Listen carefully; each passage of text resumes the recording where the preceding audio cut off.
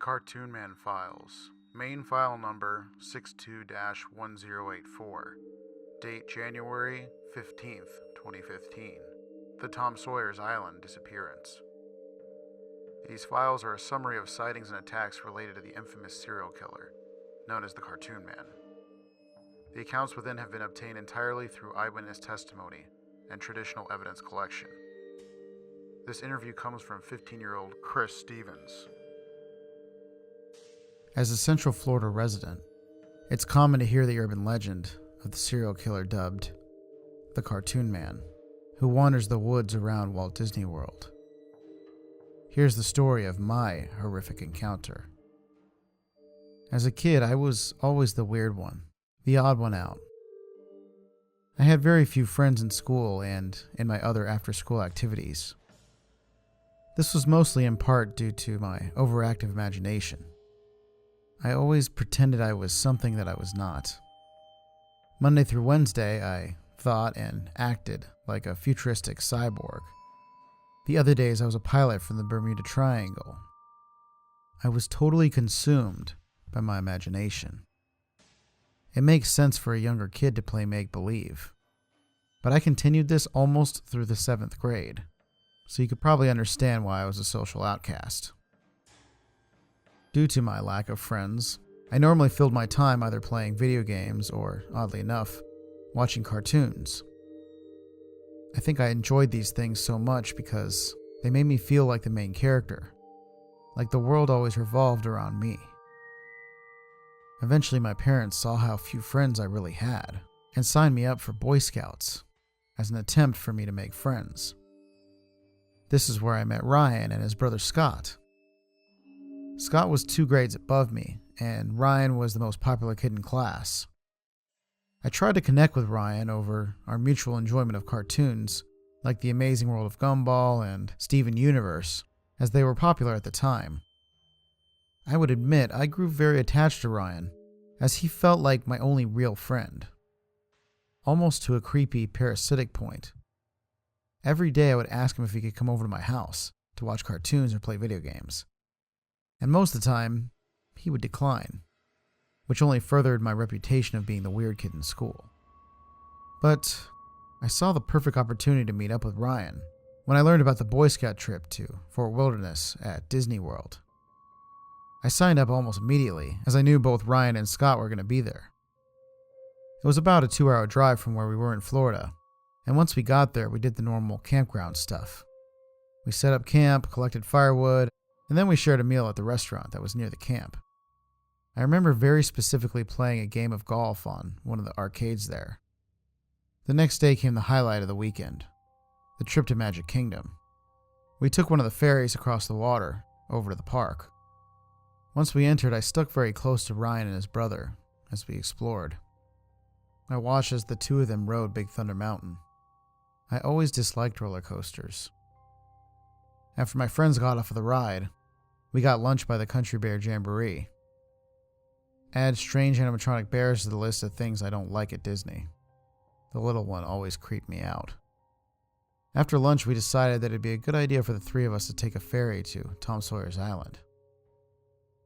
Once we arrived, I followed my friends very closely as we descended into the many cave systems on the island. We eventually got to a very peculiar spot deep in the caves. There was a rock wall with indentations carved to look like the shape of a skull. Us being the kids we were, we decided to try to climb up the wall and into one of the indentations. I was excited because I had suggested this to my friends, and for once they actually listened to me. Scott and I scaled the skull-shaped rocks, and then he placed his hand into one of the eye holes. He shrieked with surprise as he noticed that one of the eye sockets was filled with these little bones. "Yo, some rat probably died up here," he said to his brother down below. "Hey, wait! There's something else," Scott said as he moved his hand around the inside of the socket. He pulled out this really old, tattered Mickey ear hat that looked like it was from the 70s. "Cool. Think it's worth something?" Scott said. He put the hat on his head and struck a pose. He tossed it down and I put it on for a picture of the 3 of us, standing in front of the skull. Ryan then proposed a game of hide and seek. He said that Scott would count as I ran and hid with Ryan. Scott placed his hands over his eyes and started to count to 10. Ryan gestured towards a dark corridor in the wall of the cave. I saw this as the perfect hiding spot and bolted down at top speed. As I ran deeper and deeper into the cave, the corridors got darker, eventually to the point where I could barely see my hand in front of my face. I turned back and realized my so-called friends had ditched me. Anger surged through me as I heard them laughing and running out the other side. I tried to go back, but I think I went down the wrong way and got lost. I started to get a little freaked out when suddenly I heard the sound of a young child crying. I ventured further into the cave to try to find the source of the crying, and eventually came across a small crawl space at the bottom of one of the walls. I kneeled down to see a small boy tucked inside, crying. At the time, I thought he might be lost and told him I could help him find the way out, but he immediately cut me off, pushing his fingers to his lips. Shh. Just then I heard the sound of heavy footsteps around the corner of the cave. Then the child mouthed the words, "He'll hear us," as a large man turned the corner of one of the corridors. I quickly hid in another little alcove and held my breath, shaking in fear. Suddenly the large man lunged down and pulled the child out from the crawl space. At first I imagined this large man to be the kid's parent, until he turned his head. I could just barely see it with the slight light of the cave, but his face looked like a horrible amalgamation of human and animal parts, crudely stitched together. I knew immediately it was the man from the legends I had heard about all those years. The cartoon man. As he stared curiously at me with his strange, bulbous face and jet black eyes, it was almost as if he noticed some sort of connection we had. Still holding the crying child by the shirt, he snatched the Mickey ears off my head and gripped them tightly. Then he simply lifted his arm and gestured to the corridor to my left. Needing no more information, I ran out, eventually reaching the exit. I bursted out of the cave and hid behind a nearby bench to catch my breath.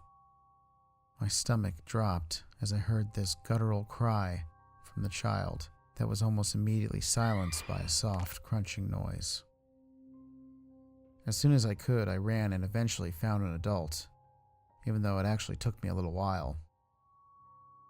Of course, nobody in my scout troop believed my story, and when security checked the caves, not finding anything, my so-called friends pretty much turned on me. That night, people from school found out too, and everyone started bullying me on Discord and other social media. I realized that once I got back to my hometown, I was probably going to end up going to a new school, because this stuff did not seem like it was going to stop. Strangely, on our way back home from Disney, while my family was stopped at a local diner, someone broke into our car. Oddly enough, they left all the valuables, including my mom's purse, and only looked through my backpack, taking just my ID. We all thought this was strange, but what else were we going to do? We pretty much just went home. After a couple weeks, and my parents pulling me out of school, I was excited to start with a blank slate at a new school, even if it meant an extra 30-minute bus drive. I was even able to use my gift of an overactive imagination to my advantage. I was going to be able to specialize in engineering and technology and other fun stuff, which was really cool. So although I had witnessed such a horrific event, it seemed like maybe I was finally on the right track. At least until I opened the front pocket of my backpack, which I had forgotten to check the day our car was broken into. Inside there was a folded up piece of paper that said my name, Chris, on the outside. As I opened it, I saw that it was a childish drawing of me with that old Mickey hat on. Only my features were exaggerated and my face and hands were covered in blood.